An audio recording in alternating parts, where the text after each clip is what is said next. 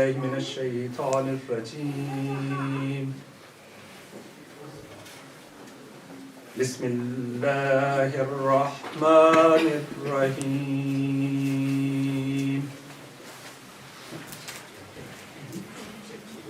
يسبح لله ما في السماوات وما في الأرض مالك القدوس العزيز الحكيم هو الذي بعث في الأميين رسولا منهم يتلو عليهم آياته ويزكيهم هو الذي بعث في الأميين رسولا منهم يتلو عليهم آياته ويزكيهم ويعلمهم الكتاب والحكمة وإن كانوا من قبل لفي ضلال مبين صدق الله العلي العظيم صلوات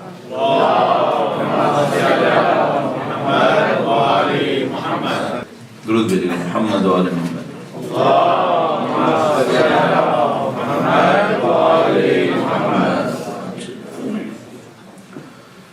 اعوذ باللہ من الشیطان الرجیم بسم اللہ الرحمن الرحیم الحمد للہ رب العالمین والصلاة والسلام علی سید الانبیاء والمرسلین حبیب الہ العالمین ابی القاسم محمد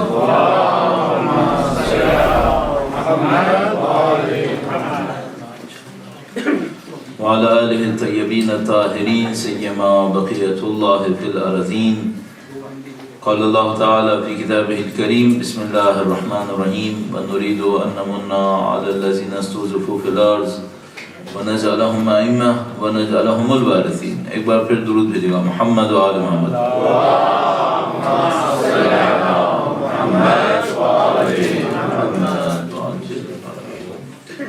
پروردگار عالم کا انتہائی شکر انتہائی احسان خدا متعال کا اس نے ہمیں دین کی ہدایت اہل بیت اطہار علیہ السلام نبی اور اولاد نبی کی محبت نصیب فرمائی ہے اور دین کے نام پر بیٹھنے غور کرنے سوچنے سمجھنے کا موقع نصیب فرمایا ہے خدا متعال کی دی ہوئی اس نعمت کا شکر بجا لانے کے لیے جس کے اس نتیجے میں انشاءاللہ خدا اس نعمت میں اضافہ فرمائے گا درود بھیجے گا محمد و آل محمد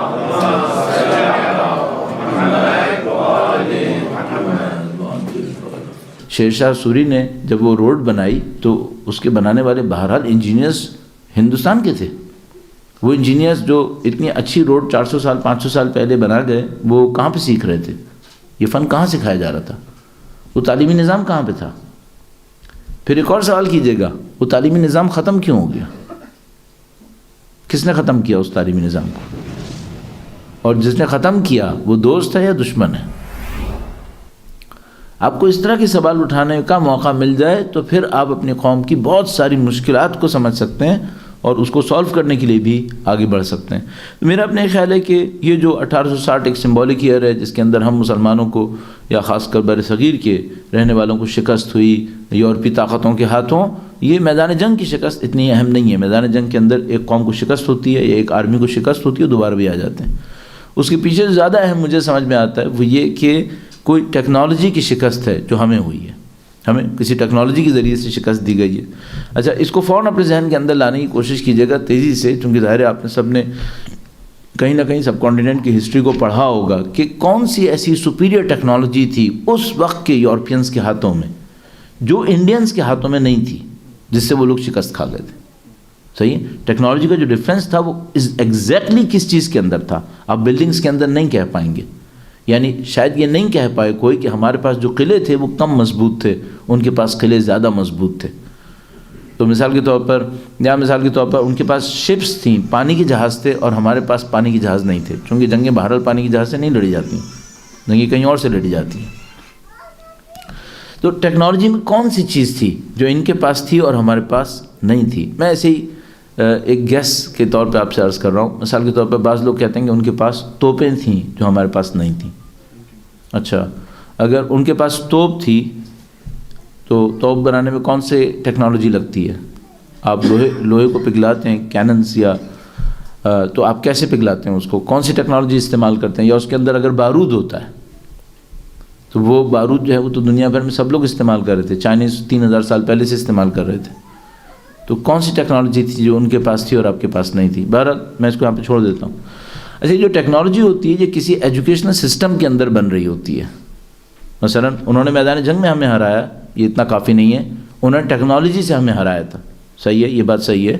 یہ جو ٹیکنالوجی تھی یہ کسی ایجوکیشنل سسٹم کے اندر تھی. ان کے پاس ایک ایجوکیشنل سسٹم تھا، ہمارا بھی ایک تعلیمی نظام تھا. اس کا مطلب ہے ہم تعلیمی نظام میں شکست کھائے. ان کا تعلیمی نظام کچھ پروڈیوس کر رہا تھا جو ہمارا تعلیمی نظام فرض کریں پروڈیوس نہیں کر سکا. میں کہہ رہا ہوں یہ بھی کافی نہیں ہے، اس کے بھی پیچھے ہمیں جانا پڑے گا. انہوں نے صرف ان 3 محاذ میں شکست نہیں دی. اگر ان 3 محاذ میں شکست دیتے ہم دوبارہ بھی واپس آتے. کوئی بھی قوم لمبی مدت تک ان 3 فیکٹرز پہ شکست نہیں کھا سکتی، اس کو واپس آنے کا چانس مل جائے گا. تو چاہے میدان جنگ کے اندر شکست ہو، یہ تو فوری طور پہ واپس آ سکتی ہے. یہ 10-15 سال کے اندر واپس آ جاتی ہے، کوئی مسئلہ نہیں ہے. اس زمانے کی ٹائم کو دیکھتے ہوئے کہہ رہا ہوں. شیر شاہ سوری اور مغل بادشاہوں کی جنگیں کیسے ہوئیں، کیسے واپس آتے تھے جاتے تھے، یہ سب ہمیں پتہ ہے. ٹیکنالوجی کی شکست ذرا لمبی شکست ہوتی ہے، لیکن یہ بھی کیوں واپس نہیں آئے گی؟ اگر یہاں پہ انسان ہے جن کے پاس ٹیکنالوجی ہے تو وہاں پر بھی انسان ہے جن کے پاس ٹیکنالوجی ہے. اگر وہ ہار بھی گئے تھے تو وہ ٹیکنالوجی سیکھ سکتے تھے. اس میں کتنی دیر لگنی تھی؟ تیسری بات تعلیمی نظام ہے. ہاں، اگر تعلیمی نظام میں آپ شکست کھا جائیں تو تعلیمی نظام بنانے میں آپ کو کافی دیر لگتی ہے. لیکن بہرحال کتنی دیر؟ 20 سال، 30 سال، 40 سال. جبکہ ہارنے والی قوم مسلسل علاج بھی سوچ رہی تھی. ایسا نہیں تھا جب 1860 میں ہم ہارے تو اس کے بعد ہم نے علاج سوچنا بند کر دیا. آپ جا کے برصغیر کو دیکھیں تو مسلسل، یا دوسری امت اسلامیہ کے دوسرے حصوں کو دیکھیں، مسلسل علاج سوچ رہے تھے. تو میں سمجھتا ہوں کہ صرف تعلیمی نظام کی شکست بھی ہمارے مسئلے کا اصلی جواب نہیں ہے. اس کے پیچھے ایک اور شکست مجھے سمجھ میں آتی ہے. وہ کیا ہے؟ میرے خیال میں نفسیاتی شکست. انہوں نے ارادوں کو شکست دی، اور جو ارادے کے طور پہ وہ کام کر سکتے تھے. برادر میں ڈسٹرب ہو رہا ہوں، پلیز خیال کرنا میرا. میں ایج میں بڑھتا جا رہا ہوں نا، اب مجھے کلاسز لینے کی عادت ہو گئی ہے. تو اگر میری کلاس میں اسٹوڈنٹ ادھر ادھر ہوتے ہیں مجھے سمجھ میں آ جاتا ہے اور چھپتا نہیں ہے مجھ سے کچھ، تو پھر میں سمجھ جاتا ہوں، تو پھر میں ڈسٹرب ہونے لگتا ہوں. درود بھیجیے گا محمد و آل محمد پر. اللہم صلی علی محمد و آل محمد وعجل فرج. اصل میں ہوتا یہ ہے کہ میں اپنے طور پہ عرض کر رہا ہوں، میں جب یہ لیکچرز وغیرہ ڈیلیور کر رہا ہوتا ہوں تو اس کو اپنی زندگی کا اہم ترین حصہ سمجھتا ہوں. یہ میری زندگی کے 2-3 اہم حصے ہیں. ایک وہ حصہ ہے جو اللہ سے عبادت میں ہے، ایک وہ حصہ ہے جو یہ کام ہے جس کو اب میں کیا ٹائٹل دینا نہیں چاہ رہا ہوں، مثلا تبلیغ کہیں، علم کہیں، جو کچھ بھی کہیں. تیسرا وہ حصہ ہے جو میرا لوگوں کے ساتھ ہے، جس میں ظاہر میری ٹاپ میری فیملی اور دوسرے لوگ ہیں. تو یہ میری زندگی کا امپورٹنٹ کام ہے اور میں اس کو اس امپورٹنس کے ساتھ کر رہا ہوتا ہوں. تو اس خاطر میں چاہتا ہوں اس میں میری پوری توجہ رہے، اس کو پورے جذبے سے کروں میں. بہرحال تو اس میں یہ ہوتا ہے کہ چوتھا لیول تھا نفسیات کا. انہوں نے نفسیاتی طور پہ ہمیں شکست دینے کی کوشش کی. یعنی انہوں نے ہم سے کہا بھائی تم غلام لوگ ہو، اور غلام لوگ کبھی بھی آقا نہیں بن سکتے. اور اگر میں خاص کر بر صغیر کے کانٹیکسٹ میں کہوں تو یہ جو یہاں کے لوگ گئے تھے انہوں نے وہاں پہ جا کر اسپیشلی اس کے اوپر کام کیا کہ بر صغیر کی قوم کو 2nd کلاس سٹیزن بنایا جائے ان کے اپنے ملک کے اندر، تاکہ یہ جو غلامی کا کانسیپٹ تھا یہ ان کو کبھی بھی بڑا نہ ہونے دے. میں ایک آدھ دفعہ لیکچر میں عرض کر چکا ہوں کہ میں نے اس بات کو کاؤنٹ کرنے کی کوشش کی کہ اگر تمام انڈینز واقعاً مٹھی میں ریت بھر کے اس زمانے کے موجود انگریزوں پہ پھینک دیتے تو کسی انگریز نے بچنا تھا یا نہیں بچنا تھا؟ تو میں آپ کو گارنٹی سے کہہ رہا ہوں نہیں بچنا تھا. میں نے کاؤنٹ کیا کہ ایک مٹھی میں کتنے اسکوائر سینٹی میٹر یا کیوبک سینٹی میٹر ریت آ سکتی ہے، اور اگر یہ ریت یوں کر کے پھینک دیں تو کتنے ہزار انسان اس ریت کے نیچے دب جائیں گے. انگریزوں کی تعداد یقیناً انڈیا میں اس وقت اتنی نہیں تھی، وہ ہماری پھینکی ہوئی مٹی میں بھی دب جاتے. میں اس سے بھی زیادہ سخت لفظ استعمال نہیں کرنا چاہتا کہ شاید پھینکے ہوئے تھوک میں بھی ڈوب جاتے، لیکن یہ بدبختی ہماری تھی کہ ہم نے کیوں نہیں کیا. ارادے کی شکست، نفسیاتی طور پہ شکست دی. وہ ماسٹرز تھے اس کام کے اندر کہ ارادے کی شکست کیسے دی جائے. انہوں نے اس بات کو بہت اچھی طرح سمجھا کہ بادشاہ کیسے قوموں کو غلام بناتے ہیں. بادشاہ بھی یہی کرتے ہیں.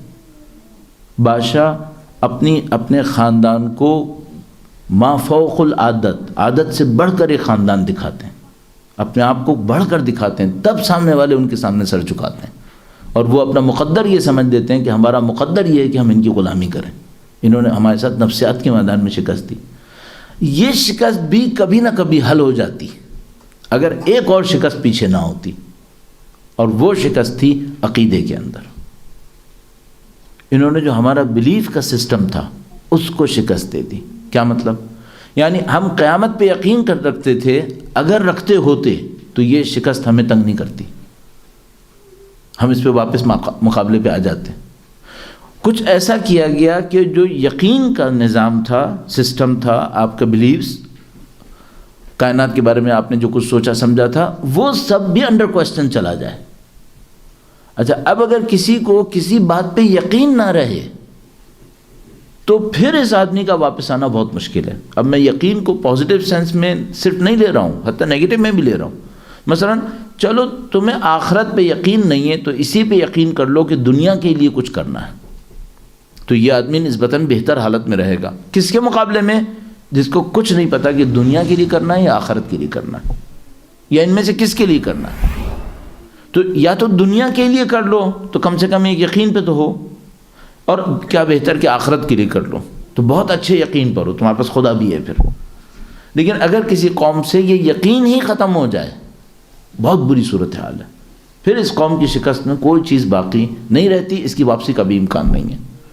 تو جو مجھے سمجھ میں آتا ہے، جن لوگوں نے ہماری قوموں کو شکست دینے کی کوشش کی، انہوں نے اتنی گہرائی میں جا کر کام کر لیا، اس کے نتیجے میں واپسی کا امکان بہت کم رہ گیا. اچھا، اب کیا تھا؟ اب جو دور جس سے ہم گزر رہے ہیں، یہ دور کس قسم کا دور ہے؟ یہ ہمارے علاج کا ایک مرحلہ ہے. جب وہ شکست ہمارے نصیب میں آئی یا ہمیں دے دی گئی یا ہو گئی، تو اس کے بعد مختلف علاج سوچے گئے. آپ مثال کے طور پر 19ویں صدی سے لے کر اب تک 150 پونے 200 سال کے اندر آنے والے مختلف سولوشنز کے اوپر غور کر کے دیکھیں کس نے کیا علاج دیا. مثال کے طور پر برصغیر کے کانٹیکسٹ کے اندر دوبارہ سر سید احمد خان نے کیا علاج دیا.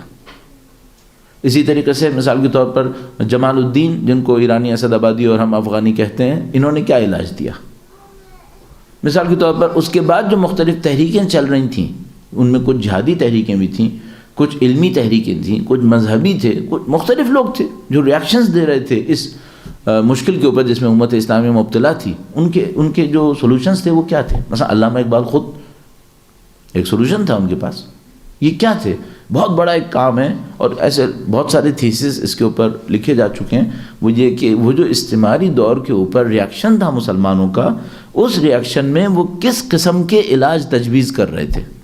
اچھا، اس کو میں چھوڑ دیتا ہوں. بدقسمتی یہ ہے کہ وہ جو بھی علاج تجویز کر رہے تھے وہ کارگر نہیں ہو رہے تھے. جو کچھ بھی تھا وہ حل نہیں کر پا رہے تھے. اس زمانے میں ہمیں کوئی بڑی فتح نصیب نہیں ہو پا رہی تھی.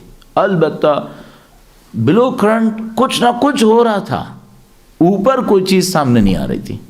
تو مثال کے طور پر پہلی جنگ عظیم بھی ہماری اسی طریقے سے نکل گئی، وہ ہماری شکست کی داستان کو اور زیادہ سخت کر گئی. دوسری جنگ عظیم تک آتے آتے جتنے بھی چانسز ماڈرن نیشن اسٹیٹ سے بن رہے تھے یا ہماری ایکسپیکٹیشن بنی تھی نیشن اسٹیٹ سے، وہ بھی ختم ہو گئی. کیونکہ جو نیشن اسٹیٹس بنی انہوں نے بھی کوئی کارنامہ کر کے نہیں دکھایا. مثال کے طور پر سعودی عرب کا بننا پہلی جنگ عظیم اور دوسری جنگ عظیم کے درمیان، وہ بنا تو کیا ہوا؟ اس کے بعد دوسری جنگ عظیم کے بعد جو مسلمانوں کی سب سے بڑی نیشن اسٹیٹ بنی وہ پاکستان تھا، بن گیا تو کیا ہوا، یہاں تک کہ ہمارا جو ابتری کا دور تھا وہ سب سے برا آیا 1970 کی دہائی میں، جب ہم مسلسل جنگوں کے اوپر جنگیں ہار کے اسرائیل کے ہاتھوں تقریباً ذلت کے ہاتھ میں پہنچ گئے۔ جو بیچارے مسلمان اس دور میں جوان رہے ہوں گے ان کی زندگی بڑی سخت گزری ہوگی اگر وہ اویئر ہوں۔ جو نہیں تھے اویئر، وہ ایسی بھیڑ چال میں زندگی گزار رہے تھے، وہ تو خیر ویسی گزر گئی ہوگی، لیکن جو اس زمانے میں جوان ہوں گے، اویئر ہوں گے، اسلام کے لیے جذبہ رکھتے ہوں گے، میں احساس کرتا ہوں بعض اوقات ان بیچاروں کی زندگی بڑی سخت زندگی تھی، انہیں کچھ سمجھ میں نہیں آتا ہوگا رائے حل کہاں پر ہے۔ اچھا، اب یہ سب کچھ آپ نے دیکھ لیا، ہمارے پاس کوئی چیز کارآمد نہیں ہو رہی تھی، اچانک ایک آئیڈیالوجی بیچ میں آئی اور اس نے کہا کہ ہمارے پاس سولوشن ہے، اب جو ہم سولوشن دیں گے وہ رزلٹ دے گا۔ اچھا، کسی کو ایکسپیکٹیشن نہیں تھی کہ یہ رزلٹ دے گا، کیوں؟ 150 سال سے لوگ یہ دعوے سن رہے تھے اور رزلٹ نہیں مل رہا تھا۔ تو اب اگر مثال کے طور پہ امام خمینی آئے، انہوں نے کہا کہ بھئی میرے پاس ایک حل ہے اور میں اس حل کے ذریعے سے تمہاری اس مشکل کو دور کر سکتا ہوں، تو کسی نے ان کے دعوے کو اتنا سیریس نہیں لیا کہ کیا واقعاً یہ وہ کام کر سکتے ہیں جو 150 سال میں کوئی نہیں کر سکا ہے، اور ہماری مصیبت میں سوائے اضافہ ہونے کی کچھ نہیں ہوا ہے۔ خوبصورتی اس میں تھی کہ انہوں نے جو رائے حل پیش کیا وہ ابتدائی کسی چیز پہ نہیں تھا۔ دیکھیں، میں نے 5 لیولز بنانے کی کوشش کی، میدان جنگ کے اندر، ٹیکنالوجی میں، ایجوکیشن سسٹم کے اندر، سائیکالوجی میں اور عقیدے میں۔ انہوں نے شروع کے 3 میدانوں کو ہاتھ بھی نہیں لگایا۔ انہوں نے نہیں کہا کہ میں میدان جنگ میں ہرا کے دکھاؤں گا، انہوں نے نہیں کہا کہ ہم ٹیکنالوجی میں ہرانے جا رہے ہیں، انہوں نے نہیں کہا کہ میں نیا ایجوکیشن سسٹم لے کر آ رہا ہوں۔ اس وقت تک انہوں نے ایسی کوئی باتیں نہیں کی۔ انہوں نے کیا بات شروع کی؟ انہوں نے 2 باتوں پہ کام کیا، ایک نفسیاتی طور پر، دوسرا سب سے اہم عقیدے کے اندر۔ انہوں نے سارا حل اس پر دیا کہ تم اگر اس کو صحیح کر لو نا تمہاری مشکل حل ہو جائے گی۔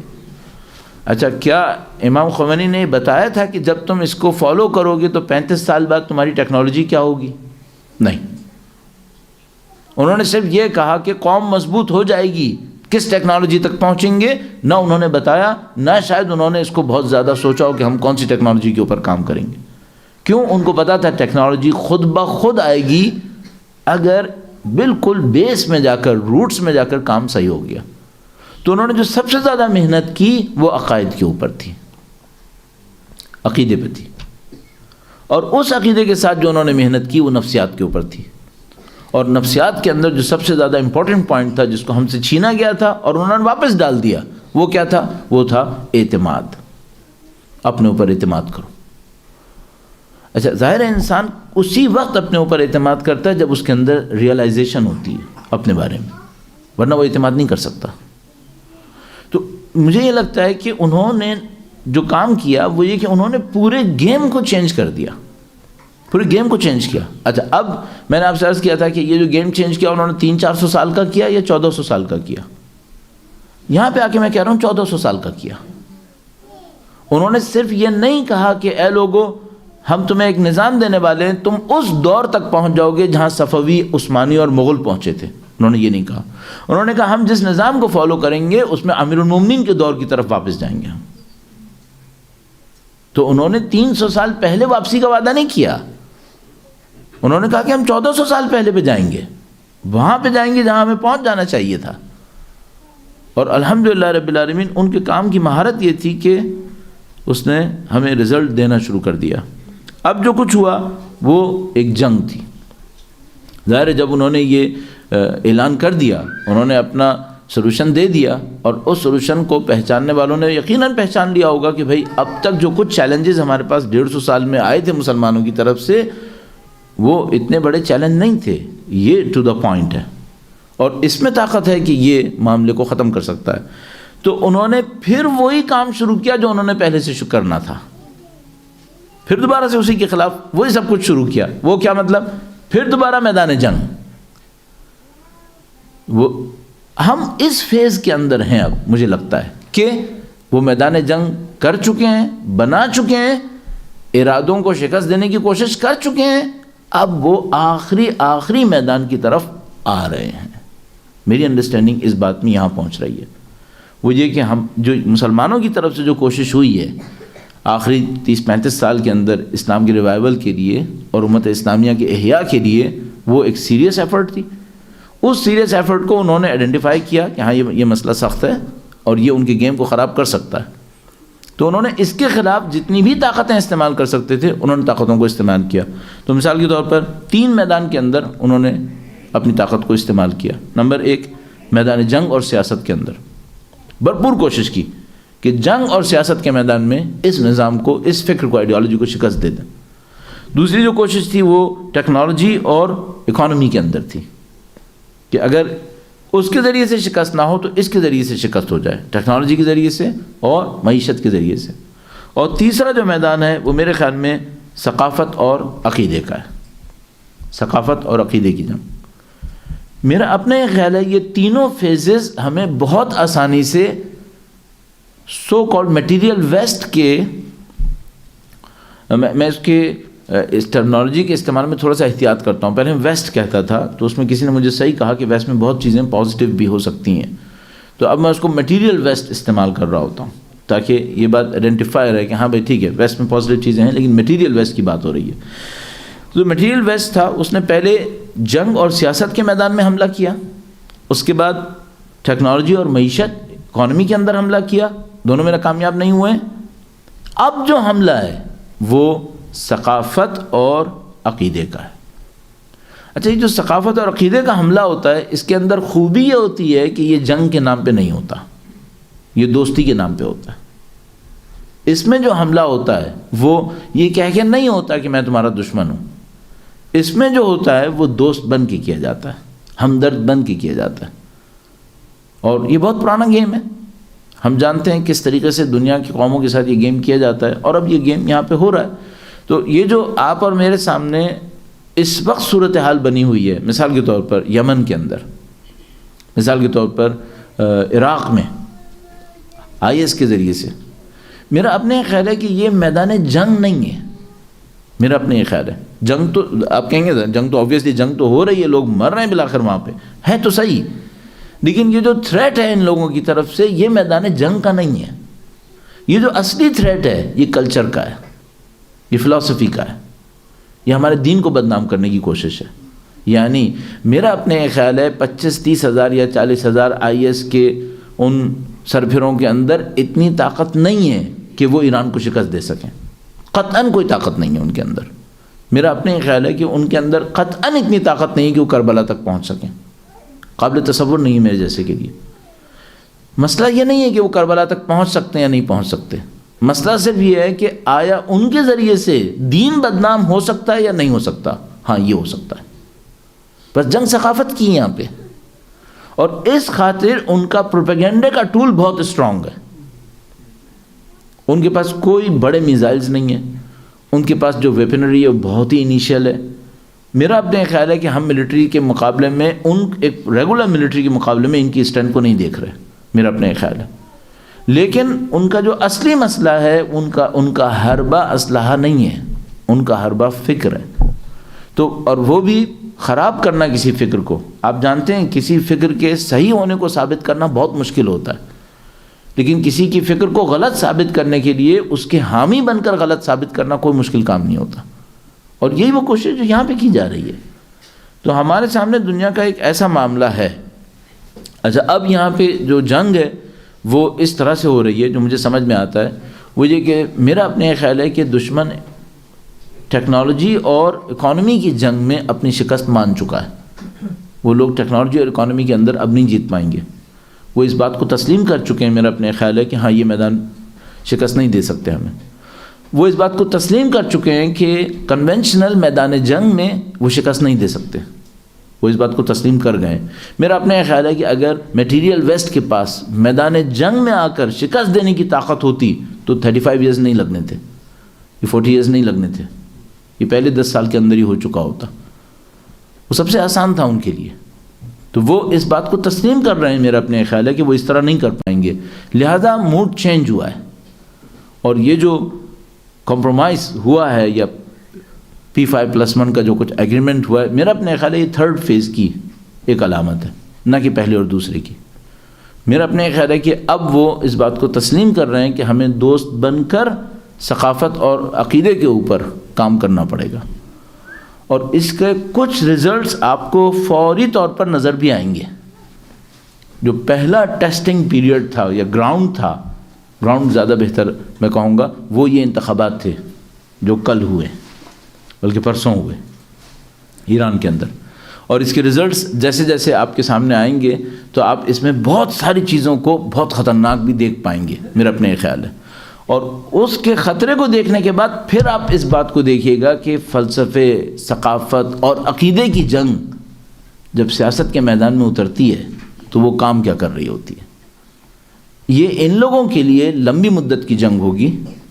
میرا اپنا یہ خیال ہے یہ لوگ کم سے کم 5 سے 10 سال مدت اس کے اوپر سوچیں گے کہ 5 سے 10 سال ان کو لگیں گے کم از کم ہمارے کور کو شکست دینے میں، اور اس دوران میں ان کا جو پلان ہوگا وہ پرانا ایک، میرے اپنے خیال میں اپنے ذاتی طور پہ کہہ رہا ہوں، گھسا پٹا ایک پلان ہے ان کا اس میدان کے اندر بھی، جس کو لے کر وہ اب آئے ہیں، انیشیل کامیابیاں حاصل کریں گے، جس کو میں ابھی چھپے لفظوں میں کہہ رہا ہوں اور بعد میں کبھی اس کو آپ کے سامنے بھی بیان کرنے کی کوشش کروں گا۔ لیکن یہ ہے کہ ایک بات مجھے سمجھ میں آتی ہے، الحمدللہ رب العالمین، اس پوری تاریخ کو جب ہم دیکھتے ہیں 300-400 سال 500 سال، تو بعض اوقات ہمیں جو مسلمان طاقتیں ہیں، اگر میں نہ بھی کہوں اسلامی طاقتیں، مسلمان طاقتوں کی بعض اوقات بیوقوفیوں پہ بڑا غصہ آتا ہے، اور بر صغیر کی بعض کمزوریوں کے اوپر بہت شدید افسوس ہوتا ہے۔ جو میں نے کہا کہ مٹھی بھی پھینک دیتے تو اتنا برا نہ ہوتا، تو بعض اوقات مجھے اندر سے بہت افسوس ہوتا ہے کہ ہم نے 150 سال پہلے اتنا انیفیشنسی کیوں دکھائی اپنی۔ الحمدللہ رب العالمین، اب جو کچھ ہمارے پاس ہے اس میں ایک بات سکون سے کہہ رہا ہوں، وہ یہ کہ اس وقت، اگر اس کو دعوے کے طور پہ میں کہوں، اس وقت جو کچھ طاقت اسلام، ٹرو اسلام کے پاس، حقیقی اسلام کے پاس اور اسلام کے سچے ماننے والوں کے پاس ہے، حتیٰ فلسفے اور عقیدے اور ثقافت کے اندر، میرا اپنے خیال ہے کہ کم از کم اس وقت کی میٹیریل طاقتوں سے ناقابل شکست ہے۔ یہ میٹیریل طاقتیں جس طرح ہمیں میدان جنگ میں شکست نہیں دے پائی تھیں، اور ان کی بے بسی سامنے ہے، 35 سال ہو گئے ہم دھمکیاں دیتے ہوئے کبھی میدان جنگ میں نہیں آ پائے، جس طرح ٹیکنالوجی اور اکانومی کے اندر یہ شکست نہیں دے پائے ہیں اور ان کی بے بسی سامنے ہے، میرے اپنے خیال ہے جن چیزوں کو میں دیکھ پا رہا ہوں اس کو دیکھتے ہوئے عرض کر رہا ہوں کہ ان کے پاس فلسفے، ثقافت اور عقیدے کے میدان میں ہمیں شکست دینے کے لیے اس وقت کچھ نہیں ہے۔ میرا اپنے خیال ہے کہ ہمارا جو کور ہے، جو ہماری بنیاد ہے، اس کے اندر جو افراد موجود ہیں وہ اس سے کہیں زیادہ اسٹرانگ ہیں کہ یہ لوگ ہمیں شکست دے سکیں، سوائے یہ کہ ہم خود کوئی بہت بڑا بلنڈر کر دیں۔ اور میرا اپنے خیال ہے کہ جن عقل مندوں کے ہاتھ میں اس وقت ہم اس کور کی قیادت کو دیکھ رہے ہیں، وہ لوگ ایسی کسی حماقت کا چانس فی الحال نہیں دکھائیں گے، نہیں دکھا رہے۔ تو میرا اپنے خیال ہے کہ مستقبل ہمارا بہت بہت مضبوط ہے، بہت اچھا مستقبل ہے۔ مجھے یہ سمجھ میں نہیں آ رہا کہ دشمن کس بات پر مطمئن ہے کہ یہ بچے گا۔ جو میرا آپٹیمزم، آپ بعض لوگ ہمیں بلیم کرتے ہیں، وہ یہاں پر ہے۔ مجھے اس میں کوئی کوشچن نظر نہیں آ رہا کہ جیت ہماری ہے، اور مجھے یہ سمجھ میں نہیں آ رہا کہ یہ کس بات کے اوپر چل رہے ہیں کہ ان کا فیوچر کیا ہے۔ مجھے ان کا کوئی فیوچر نظر نہیں آ رہا، سمجھ میں نہیں آتا 5 سال کیسے چلائیں گے۔ خیر وہ ممکن ہے کوئی ہو جائے ان کے لیے۔ اس کے بعد ان کے پیچھے وہ میٹیریل ویسٹ ہے جس کو میں دیکھ رہا ہوں کہ ان کے پاس لمبی مدت کا کوئی مستقبل اب باقی نہیں رہا ہے، کسی بھی پیرامیٹر کے اندر میرے خیال میں ان کے پاس نہیں ہے۔ تو میرا اپنا ایک خیال ہے جو مجھے سمجھ میں آتا ہے اس وقت 2016 میں ہوتے ہوئے، وہ یہ کہ اگلے 10 سال ہماری بہت بڑی فتح کے سال ہونے چاہیے، میرا اپنا ایک خیال ہے، اور ہم اس فتح کو چند سالوں کے اندر بہت اچھے طریقے سے احساس کر پائیں گے۔ ہاں، جنگ پائے کی ہوگی، جس کو ہمارا جو میڈیا کہتا ہے وہ ٹاکرے کی جنگ ہوگی، جنگ بہت پائے کی ہوگی، اور اس میں کافی لوگ مریں گے، اور ایک کنٹرول کیوس ٹائپ کا بری طریقے کا آئے گا۔ ابھی مجھے جو لگتا ہے وہ یہ کہ خون تو بہت بہے گا ابھی اگلے چند سالوں کے اندر۔ تو لیکن کوئی وجہ سمجھ میں نہیں آتی کہ ہم کیوں ہاریں گے، مجھے کوئی وجہ سمجھ میں نہیں آتی، مگر یہ کہ ہم کوئی بہت بڑا بلنڈر کریں۔ اتنے بڑے بلنڈر کے لیے جو احمق لوگ چاہیے وہ فی الحال ہماری کور میں نہیں ہیں۔ تو الحمدللہ رب العالمین ہم لوگ محفوظ جگہ پر ہیں، بہت مضبوط جگہ پر ہیں، اور صرف ایک ایک مشکل جو میں آخری بات کے طور پر عرض کرنا چاہوں گا اپنی اس بولنے کے دوران میں، وہ یہ ہے کہ ہمیں فوراً یہ سوچنا پڑے گا ہمارا کنٹریبیوشن کیا ہے. ایک بر صغیر کا ہونے کے ناطے ہمارا کنٹریبیوشن کیا ہے، اور اس کنٹریبیوشن کو ہم مزید بڑھانا چاہیں، کیسے بڑھانا چاہیں گے؟ آیا ہم صرف سپورٹر مین پلیئر کے یہ بن کے زندگی گزارنا چاہتے ہیں، یا کبھی جرأت کر کے مین پلیئر میں بھی لسٹ میں آنا چاہتے ہیں؟ تو اپنے کنٹریبیوشن کو آئیڈینٹیفائی کریں کہ بھئی آپ کیا کرنا چاہتے ہیں، اور اس کے حساب سے پھر اپنے لیے تیاریاں کچھ کریں. تو اس کی ہمیں بہت سخت ضرورت ہے کہ ہم کچھ ریئلائزیشن رکھیں اپنے بارے میں، اپنی صلاحیتوں کو پہچاننے کی کوشش کریں، اور اپنے اس حصے کو تھوڑا سا اور سیریسلی آگے کی طرف لے جانے کی کوشش کریں. 12 ہم سے کہا گیا تھا کہ 45 منٹس تقریباً، تو مجھے سمجھ میں آتا ہے کہ یہ ٹاپک یہاں پہ اس وقت اچھا ہے روکنے کے لیے، اور یہ ہے کہ آپ کے پاس تقریباً 40-45 منٹس سوال جواب کے لیے رکھے گئے، جو اگر نہیں ہوئے تو ہم کم پہ ختم کر لیں گے ظاہر، اور اگر ہوئے تو ادھر تک لے کے چلیں گے، یا اگر کوئی چینج آنے والی تو شاید یہ بتانے والے ہوں آپ کو. 12 انشاءاللہ. پیچھے کاغذ اور پین رکھا ہوا ہے، اگر آپ کو کوئی کوشچن ذہن میں آتا ہے تو لکھ کر کے مجھے دے دیں تاکہ میں مولانا کے خدمت میں پیش کر سکوں اور اس کا جواب دے سکوں. جس کے بھی ذہن میں جو بھی کوشچن ہے وہ اس پیپر پہ لکھ دیں پلیز. درود بھیجے گا محمد و آل محمد پر. صلی علی محمد و آل محمد. ظاہر ہے کہ یہ جو پیٹرن ہے کوشچن لکھنے کا، اس کی بہت سادہ سی واضح سی ریزن کہ وہ تاکہ آپ کنسنٹریٹڈ لکھیں. کوشش کیجیے گا کہ جو کچھ آپ لکھیں وہ بہت پریسائز ہو، چھوٹا ہو، اور تاکہ جلدی پڑھا جا سکے اور جلدی اس کا کوئی نہ کوئی جواب دیا جا سکے. اور کوشش کیجیے کہ ٹاپک کے اندر رہتے ہوئے ہو. ہم پچھلی دفعوں میں جب یہاں پر اس ٹائپ کے پروگرام کر چکے تھے تو اس کے بعد جو سوالات آئے تھے وہ بعض اوقات بالکل ہی ٹاپک سے باہر چلے جاتے تھے، جس کی وجہ سے پوچھنے والے کو تھوڑا سا مایوسی ہوتی تھی. تو ٹاپک کے اندر رکھیے، کوشچن چھوٹے ہوں تاکہ انشاءاللہ کام کیا جا سکے. ایک بار پھر درود بھیجے گا محمد و آل محمد.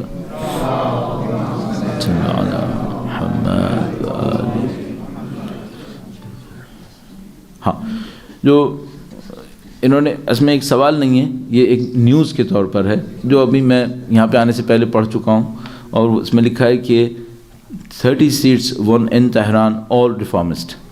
اور اس میں یہ ہوا کہ تہران کی 30 سیٹس ہوتی ہیں پارلیمنٹ کے اندر، وہ ساری 30 ریفارمسٹ پارٹی نے لی ہیں. یہ اس کا مطلب ہے ہارڈ لائنرز جو تھے وہ سخت شکست کھا گئے تہران کے اندر. اچھا، تہران ایک سمبولزم کے اندر جو ہے وہ امپورٹنٹ ہے. ظاہر ہے کہ شاید ایسا ہو کہ پارلیمنٹ کے اندر اکثریت ابھی بھی ریفارمسٹ کی نہ ہو سکے، لیکن امپورٹنٹ اس لیے ہوتا ہے کہ ظاہر تہران ملک کا کیپٹل ہے اور یہ ساری باتیں. اور وہ جو ریفارمسٹ جیتے ہیں، یا کہیے کہ جو لوگ ہارے ہیں ہارڈ لائنر، اس میں بعض بہت بڑے بڑے نام بھی شامل ہیں. حتیٰ مجلس خبرگان کے اندر بہت بڑے بڑے نام شکست کھا رہے ہیں.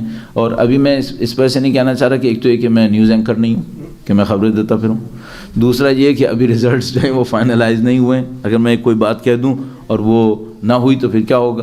اور تیسرا مسئلہ یہ کہ شاید ایران کی ڈومیسٹک پالیٹکس کے اوپر گفتگو کرنے کے لیے یہ پلیٹ فارم اچھا پلیٹ فارم نہیں ہے. یہ پلیٹ فارم اچھا پلیٹ فارم نہیں ہے. یہاں پہ میرا اپنے خیال ہے کہ اس کو ڈسکشن میں نہ لے کر آئیں.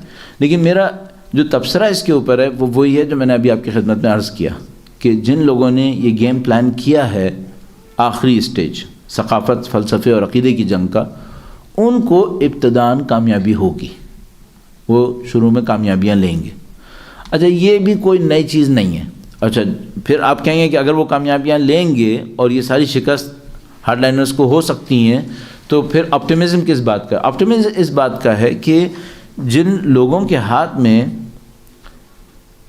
یہ پورا نظام ہے وہ لوگ اس پلان کو کئی دفعہ جھیل چکے ہیں، اس کو کئی دفعہ اٹھا چکے ہیں، اور وہ جانتے ہیں کہ اس سے کیسے نمٹنا ہے. مثال کے طور پر اگر ہم پہلے کے کچھ صدور کے بارے میں بات کریں جو پریزیڈنٹس رہے ہیں، تو اس سے زیادہ اسٹرانگلی اپیئر ہونے والے پریزیڈنٹس آ چکے ہیں، 2-3، اور ان کے دور میں جو کچھ ہوا وہ بہت سخت تھا. اس سے زیادہ سخت چیزیں وہ جھیل چکے ہیں. تو میں آپ کو گارنٹی سے عرض کر رہا ہوں، شروع میں کچھ سختی آئے گی، کچھ مسائل بنیں گے، اور یوں لگے گا کہ جیسے دشمن فلسفے، ثقافت اور عقیدے کے میدان میں جیتنے کی طرف جا رہا ہے، لیکن جو کاموں کو ہاتھ میں لیے ہوئے ہیں ان کو ہینڈل کرنا آتا ہے، ان کو ہینڈل کرنا آتا ہے، وہ جانتے ہیں اس کو کیسے ہینڈل کرنا ہے۔ درود بھیجے گا محمد و آل محمد۔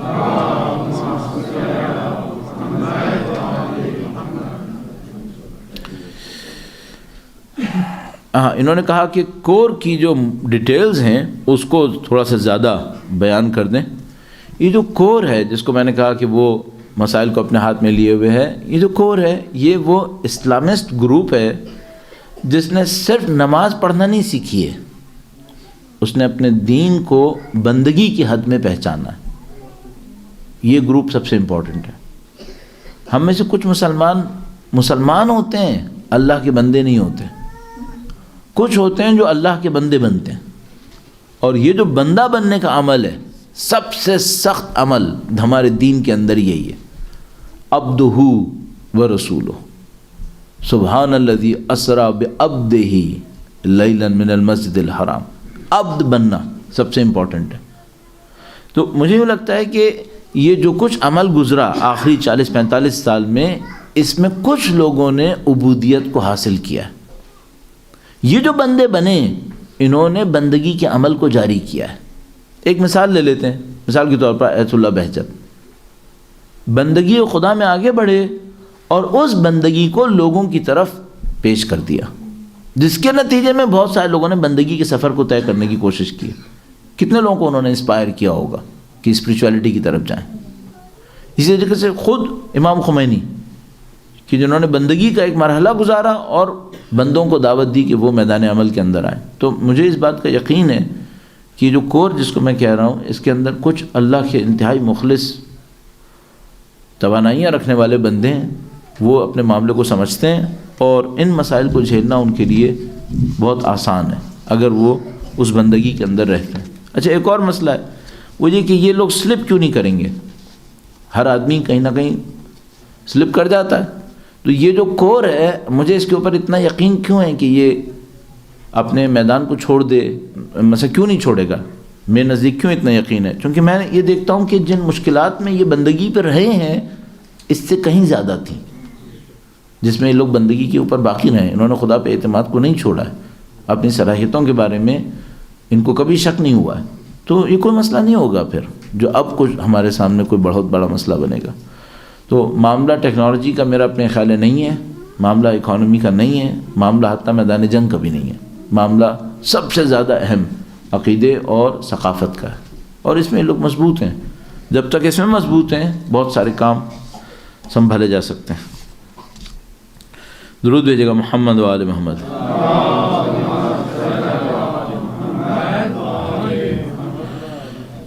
انہوں نے پوچھا ہے کہ اگر میں مثلاً اپنے کام سے گھر واپس آ رہا ہوں یا اپنے کام کی طرف جا رہا ہوں اور اچانک مجھے پتہ چلے کہ امام آ گئے، تو میرا پلان آف ایکشن کیا ہونا چاہیے؟ صحیح ہے، انہوں نے سوال کیا۔ سب سے پہلے تو میں خدا سے دعا کروں گا کہ خدا مجھے اتنا بے خبر نہ بنائے کہ امام کے آنے کے وقت تک مجھے یہ سوال سمجھ میں نہ آیا ہو کہ پلان آف ایکشن پہلے سے بنا لینا چاہیے، مجھے پہلے سے تیار ہو جانا چاہیے۔ یعنی اگر ابھی تک بھی میں نے نہیں سوچا ہے تو کیوں نہیں سوچا ہے؟ ابھی تک جو کچھ ہم نے دیکھا تھا وہ کم تھا کیا؟ میرا اپنا یہ خیال ہے کہ ہمیں اس وقت تک آتے آتے اس بات کو اچھی طریقے سے سمجھ لینا چاہیے تھا کہ مثلاً امام کی تشریف آوری کے لیے ہمیں کیا کر لینا چاہیے، یا اگر تشریف لاتے ہیں تو مجھے اس صورت میں کیا کرنا چاہیے۔ ہر آدمی کا پلان آف ایکشن اس کے حساب سے ہو سکتا ہے۔ ہم سے جو ڈیمانڈ کیا گیا ہے وہ یہ کہ بھرپور کوشش کرو کہ اپنی امام کے لیے امام کی سمت آگے بڑھو۔ اب یہاں پہ کوشچن یہ ہے کہ امام کی سمت آگے بڑھنے کا مطلب فزیکلی امام کی طرف بڑھنا ہے یا آئیڈیالوجی کے اندر اور کام کے اندر امام کو سپورٹ کرنا ہے؟ تو مجھے سمجھ میں آتا ہے کہ شاید سب کا 100% سب کا فزیکلی امام کی طرف جانا شاید اتنا امپورٹنٹ نہیں ہوگا، یہ شاید اتنا امپورٹنٹ نہیں ہوگا۔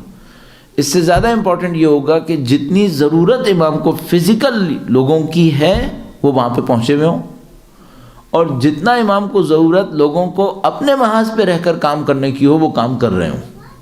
تو میرا اپنے خیال ہے کہ شاید اتنا امپورٹنٹ نہیں ہوگا کہ 100% سب کے سب لوگ فزیکلی وہاں پہ پہنچنے کی کوشش کر رہے ہوں. میرا اپنے خیال ہے کہ بہت سارے لوگ ہوں گے جن کا وہاں پہ جانا بہت ضروری ہوگا تاکہ امام کو اگر اس طرح کی کوئی ضرورت ہے اور یقیناً شروع میں ہوگی تو وہ ضرورت پوری کی جا سکے. اور اس کے بعد جو اگلا مرحلہ شروع ہوگا وہ یہ کہ پوری دنیا کے اندر باطل کے خلاف جو امام کی جنگ چل رہی ہوگی اس کے اندر امام کی نصرت کیسے کرنی ہے. تو میرا اپنے خیال ہے کہ ایک پلان آف ایکشن کے اندر یہ امپورٹنٹ شاید نہیں ہوگا سب کے لیے 100% کے لیے کہ وہ حجاز کی سرزمین کے اوپر بائی ایئر یا بائی شپ یا بائی روڈ کیسے پہنچیں گے. سب کے لیے جو بہت زیادہ امپورٹنٹ ہوگا وہ یہ کہ اس وقت امام کی ضرورت کیا ہے, امام کے کاز کے لیے کیا چیز ضرورت رکھتی ہے, اس کو کیسے پورا کیا جائے گا. تو میں اپنی توانائیوں کو جمع رکھوں, اپنے پوٹینشیلز کو اور زیادہ بہتر بناؤں, اپنی طاقتوں کو اور زیادہ بہتر بناؤں. اور جو مجھے بہت زیادہ امپورٹنٹ سمجھ میں آتا ہے وہ یہ کہ اپنے آپ کو آئسولیٹڈ انڈیویژول لائف سے باہر نکالوں, امت اسلامیہ کے اندر لے کے جاؤں. ہم لوگ پرسنل اچیومنٹس پہ اپنے آپ کو سیٹسفائی کرنے والے لوگ ہیں. ہم لوگ پرسنلی کوئی چیز اچیو کر لیتے ہیں, اس پہ اپنے آپ کو سیٹسفائی کر رہے ہوتے ہیں. ہم انڈیویژول کیپیسٹی کے اندر خوشیاں لے کے خوش ہو جاتے ہیں. میرا اپنے خیال ہے یہ بری فکر ہے. ہمیں اپنی سوسائٹی کے لیے, اپنی امت کے لیے, قوم کے لیے جو کچھ ہونا چاہیے اس کی طرف زیادہ توجہ دینی چاہیے تھی. درود بھیجے گا محمد و آل محمد. محمد آل محمد باجل فر. دیکھیے اب جو میں سوال پڑھ رہا ہوں یہ اس خطرے کا اظہار ہے جو بہت سارے لوگوں کے ذہن میں الیکشن کے رزلٹس کو سنتے ہی آئے گا. صحیح ہے. سوال ہے ایران کے اندرونی آزاد خیالوں کی طرف سے جو خطرہ ہے, یعنی کہنا چاہ رہے ہیں ایران کے اندر جو لبرلز وغیرہ رہ رہے ہیں ان کی طرف سے سسٹم کو خطرہ ہے, اس سے نبٹنے کے لیے کیا کیا جا رہا ہے. میرا اپنے یہ خیال ہے, میں اپنے طور پہ سوچتا ہوں, مثلا میں ایک آدمی ہوں جو ایران میں 10-12 سال رہا ہے, جس کی فکری طور پر بہت ساری چیزوں میں وابستگی ہے, ایفیلیشن ہے. صحیح. میرے نزدیک یہ تھریٹ میرے ڈیل کرنے کا نہیں ہے, یہ تھریٹ میرے ڈیل کرنے کا نہیں ہے. اور جن لوگوں نے اس کو ڈیل کرنا ہے وہ میرے خیال میں بہت کیپیبل ہیں, میرا اپنے خیال ہے. تو میرے پاس ایک سمپل سولوشن ہے, بہت سادہ, وہ یہ کہ یہ تھریٹ میرے ڈیل کرنے کا نہیں ہے. میں نہیں کہہ رہا میرا اس سے تعلق نہیں ہے, تعلق تو ہے, میری ایفیلیشنز ہیں آئیڈیالوجی میں بھی اور بہت ساری چیزوں میں.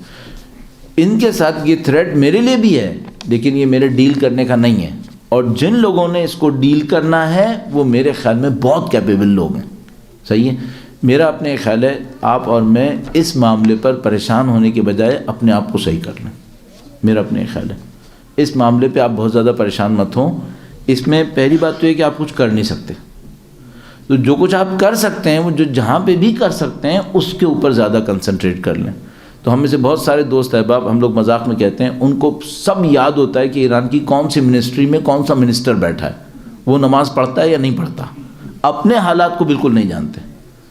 تو آپ بجائے یہ کہ اس کے بارے میں بہت زیادہ پریشان ہوں, مت پریشان ہوں, اور آپ اس کے بارے میں پریشان ہوں جس میں آپ کوئی رول پلے کر سکتے ہیں, اس کو بہتر بنانے کی کوشش کر لیں. درود بھیجے گا محمد و آل محمد.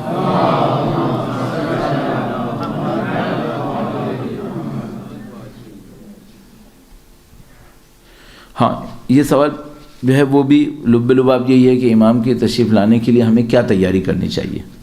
صحیح ہے.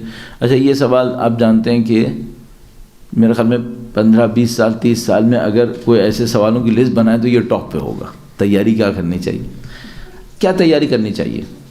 میرا اپنے خیال ہے میں 3 پیرامیٹرز پہ کام کروں گا. نمبر 1, مجھے اپنے تزکیہ نفس کے اوپر بہت محنت کرنی چاہیے. مجھے تزکیہ نفس کے اوپر بے انتہا محنت کر لینی چاہیے. کیوں؟ کیونکہ اس سے مجھے امام کا قرب یا نعوذ باللہ امام سے دوری ملنے والی ہے. یہ بہت بنیادی سبب ہوگا, ایک تزکیہ نفس. دوسرا یہ کہ میری جو ذاتی توانائیاں ہیں مجھے ان کو بڑھا لینا چاہیے. مثلا اگر میں رائٹر ہوں تو مجھے اچھا رائٹر ہونا چاہیے, اگر میں ڈاکٹر ہوں تو مجھے قابل ڈاکٹر ہونا چاہیے. میری ذاتی صلاحیتیں بڑھ جانی چاہیے. اگر میں آپ سے کہوں مجھے دنیا میں بہترین ہونا چاہیے تو میں نے غلط نہیں کہا. کیوں؟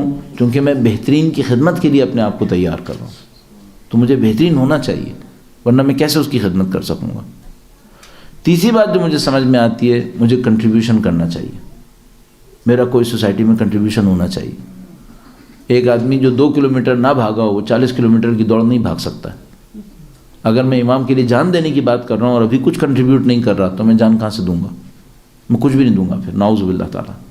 تو 3 باتیں مجھے سمجھ میں آتی ہیں. پہلی بات تو یہ کہ تزکیہ نفس، دوسری بات میری پروفیشنل ایکیڈیمک اسکلز، تیسری بات میرا کنٹریبیوشن. کنٹریبیوشن کے لیے مجھے ایک بات سمجھ میں آتی ہے، جو کام آپ کو سمجھ میں آتا ہے کہ یہ سوسائٹی میں کرنے کا ہے اور آپ دیکھ رہے ہیں کہ کوئی نہیں کر رہا، ہمت باندھیں، شروع کریں. ہمت کو سب سے زیادہ مضبوط کریں اور خدا پہ اعتماد کریں. اگر ہم اپنے اوپر اعتماد کر کے کام کریں نا تو پھر دنیا کا کوئی کام نہیں کر سکتے، کیونکہ ہم لوگ ضعیف ہیں، ہم لوگ کمزور ہیں. لیکن خدا پہ اعتماد کریں، کام کو خدا کی خاطر انتخاب کریں اور خدا پہ اعتماد کرتے ہوئے اس کام کے لیے آگے بڑھیں تو خدا کام کروا دے گا. تو مجھے یہ 3 باتیں سمجھ میں آتی ہیں، جس کو تیسری دفعہ دہرا رہا ہوں: تزکیہ نفس، ذاتی صلاحیتوں کو پروان چڑھانا، اور تیسرا کنٹریبیوشن، کچھ کرنا. اور کچھ کرنے کے لیے میں نے عرض کیا جو کام آپ کو سمجھ میں آتا ہے، اہم ہے کوئی نہیں کر رہا، آپ ہمت کریں، اس کام کو کرنے کا ارادہ کریں، خلوص کے ساتھ کرنے کی کوشش کریں. درود بھیجے گا محمد و آل محمد.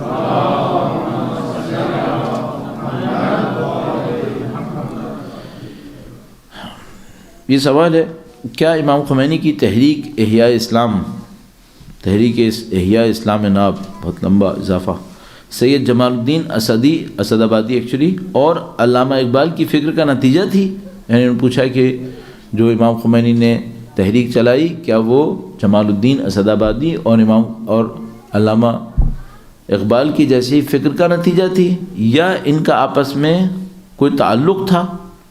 ہاں تعلق تو تھا. تعلق تو یہ تھا کہ یہ جو تینوں افراد تھے یہ اسلام کو بنیاد بنا کر کوئی تبدیلی لانا چاہ رہے تھے. جمال الدین اسد آبادی بھی، لیکن جمال الدین اسد آبادی کی پلان آف ایکشن میں فوکس اسلامک رولرز پہ تھا، جس کی ناکامی کو جمال الدین اسد آبادی نے قبول کیا کہ یہ کامیاب ترکیب نہیں ہے، رولرز کبھی اچھے نہیں بنیں گے. انہوں نے بعد میں ایکسیپٹ کیا. علامہ اقبال کی تحریک کا پورا زور، اگر میں کہوں، فنون لطیفہ کو استعمال کر کے، برصغیر کی شاعری کو استعمال کر کے مسلمانوں کو اویئرنیس دینا تھا. علامہ اقبال کا پیٹرن میرا اپنے خیال ہے بالکل صحیح پیٹرن تھا، اور علامہ اقبال نے پرابلم کو سمجھنے میں میرا اپنے خیال ہے معرکہ کیا ہے.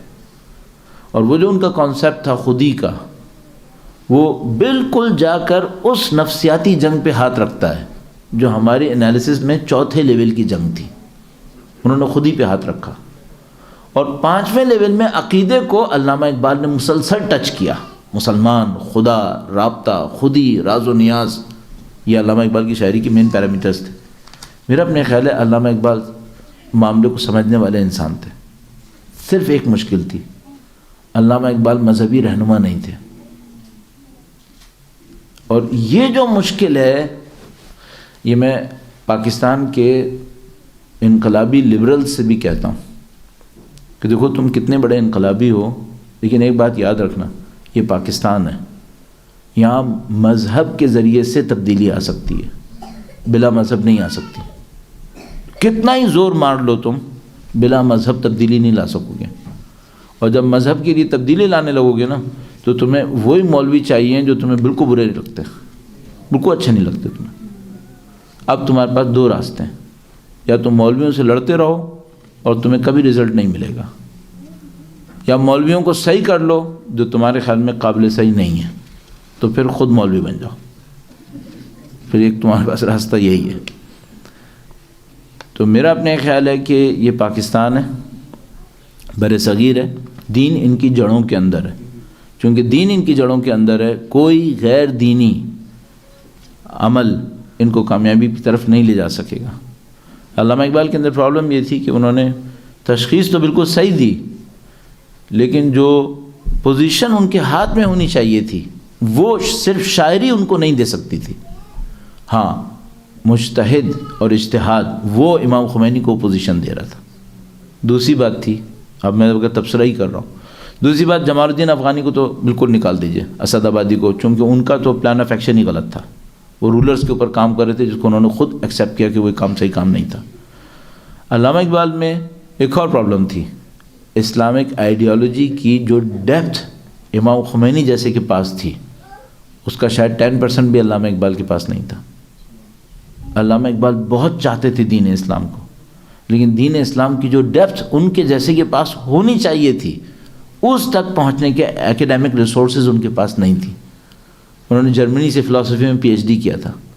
میں ایکسپیکٹ کروں کہ 30s کی جرمنی کی یونیورسٹیز ٹرو اسلام علامہ اقبال کو سکھائیں گی. علامہ اقبال اسلام سیکھنے کے لیے بر صغیر کے کچھ مولانا حضرات کو لیٹرز لکھا کرتے تھے. میں ایکسپیکٹ کروں کہ بر صغیر کے کچھ علماء علامہ اقبال کو ٹرو اسلام سکھائیں گے. میں ایکسپیکٹ نہیں کر رہا. امام خمینی اس معاملے میں رائٹ پرسن، رائٹ جگہ کے اوپر رائٹ ٹائم پہ تھے. وہ اسلام کو سمجھنے کے کور سینٹر کے اندر بیٹھے ہوئے تھے. طاقت اور توانائی کے اعتبار سے دنیا کے بہترین انسانوں میں کہلائیں گے وہ، اور ٹائم کے اعتبار سے وہ رائٹ ٹائم کے اوپر جگہ پہ پہنچ گئے جہاں پہ ان کو پہنچنا چاہیے تھا. امام خمینی کے اندر بہت سارے کمالات جمع ہو گئے تھے، اور ان کمالات میں کیسے بھلا سکتے ہیں ہم ان کے اساتذہ کو، آیت اللہ شاہ آبادی، مرزا جواد ملکی تبریزی، جن لوگوں نے امام خمینی کو امام خمینی بنایا تھا. تو بالکل صحیح ٹائم پر ان کے اساتذہ امام خمینی کو پہچاننے میں اتنے ہوشیار تھے. آیت اللہ شاہ آبادی صرف اور صرف امام خمینی کی خاطر تہران چھوڑ کر قم آئے تھے، امام خمینی کو تربیت دینے کے لیے تہران چھوڑ کر آئے. ان کو پتہ تھا کہ یہ آدمی کام کر سکتا ہے.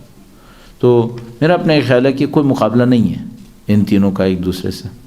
ان کے پاس بہت ساری چیزیں ایسی امام خمینی کے پاس جو بے مثال ہیں، تاریخ کے اندر بے مثال ہیں. تمام مخلصین کی ارواح کی بلندی کے لیے، بالاخص امام خمینی کی روح کے مزید درجات کی بلندی کے لیے درود بھیجیں. محمد و آل محمد.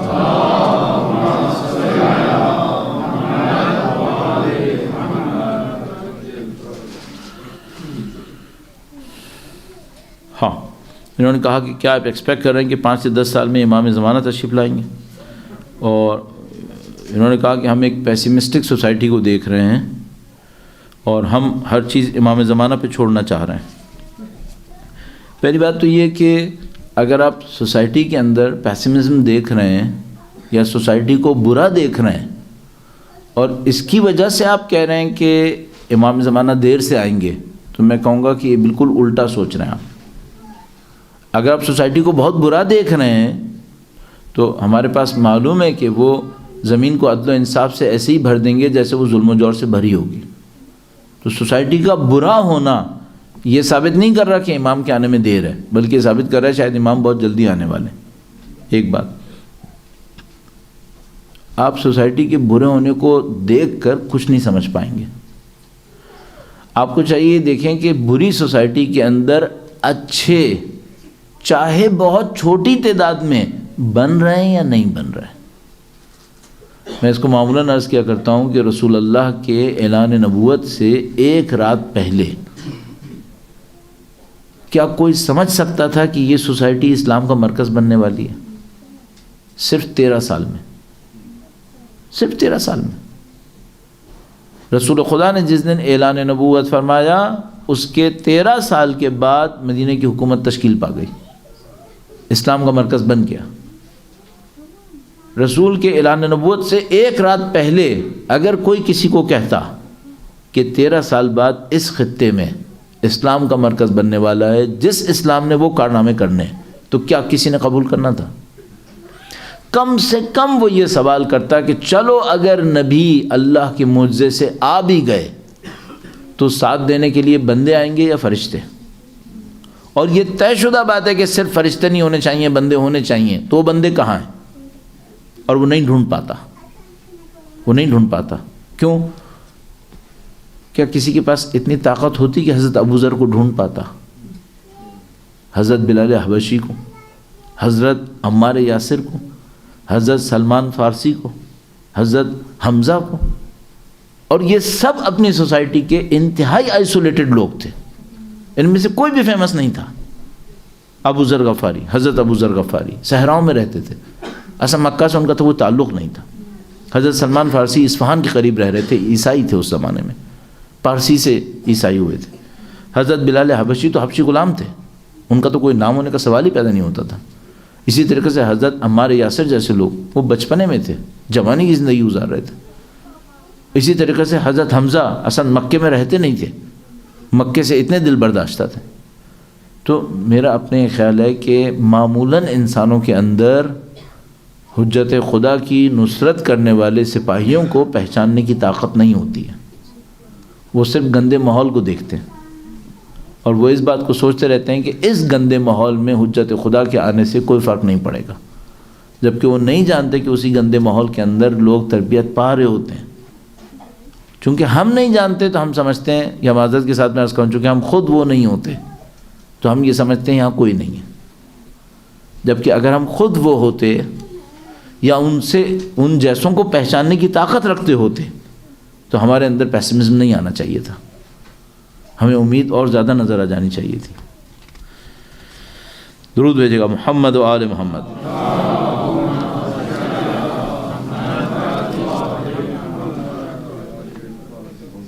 مغرب میں رہ کر اس وقت ہم کن چیزوں میں اصلاح کر سکتے ہیں؟ پرائرٹیز، کن چیزوں میں کریکشن کریں؟ مثال کے طور پر میرا اپنے یہ خیال ہے، اگر میں آپ سے پریکٹسز کہوں تو بعض پریکٹسز آپ کر رہے ہوں گے اور بعض کرنے والے کرتے رہیں گے اور ان میں وہ ڈیزائرڈ رزلٹ نہیں آ رہے ہوتے. تو میں اس پہ نہیں کہوں گا، میں دو چیزوں پہ کہوں گا.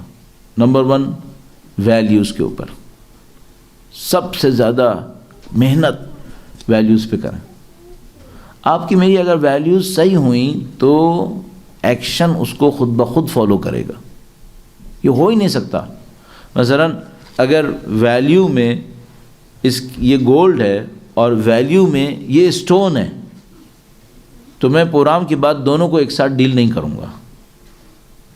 اگر ویلیو میں یہ گولڈ ہے اور یہ اسٹون ہے، لیکن اگر مجھے گولڈ لگے اسٹون اور اسٹون لگے گولڈ تو میں اپنی ویلیوز پہ عمل کروں گا اور میں پتھر ہاتھ میں لے کے چلا جاؤں گا.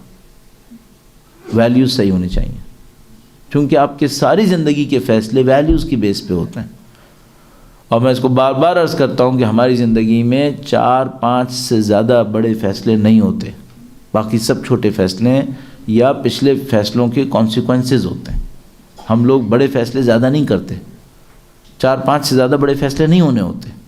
اور وہ سارے فیصلے جو 4-5 بڑے فیصلے ہوتے ہیں وہ یا ویلیوز کی بیس پہ ہو رہے ہوتے ہیں یا ایک اور بات ہے اللہ کی دی بھی کوئی توفیق، ایسے وقت میں ہو رہے ہوتے ہیں جب ہم میں فیصلہ کرنے کی طاقت بھی نہیں ہوتی. تو اس کا مطلب یہ ہے کہ ہم اپنی صلاحیتوں کی بیس پر صحیح فیصلے نہیں کر رہے ہوتے، ہم اپنی نیتوں کی وجہ سے خدا سے کوئی توفیق لے کے صحیح فیصلے کر رہے ہوتے ہیں. تو سب سے امپورٹنٹ اپنی ویلیوز پہ محنت کرنا. ویلیوز کو صحیح کریں تاکہ ہماری نیتیں صحیح ہوں، چونکہ فیصلے ہماری طاقتوں کی بنیاد پہ نہیں ہو رہے، فیصلے ہماری نیتوں کی بنیاد پر خدا کی طرف سے کسی توفیق میں صحیح ہو رہے ہیں. مجھے یہ احساس ہوتا ہے. درود بھیجے گا محمد و آل محمد. صلی علی محمد.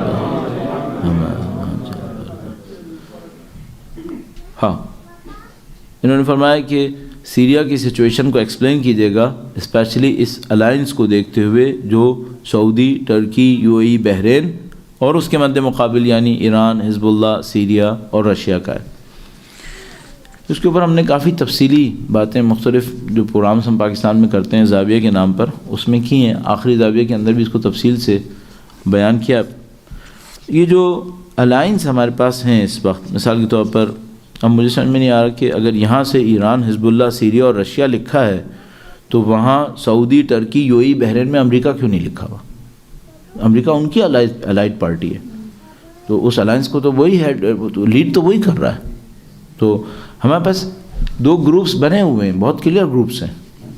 اچھا، یہ بھی ہمیں پتہ ہے کہ ان سب کی، میں نے اس پروگرام کے اندر بھی اس بات کو عرض کیا تھا، آپ ان سب کے نام میں آپ کو دوبارہ دہراتا ہوں، اب میں اس کو گیپ کو فل کر لیتا ہوں.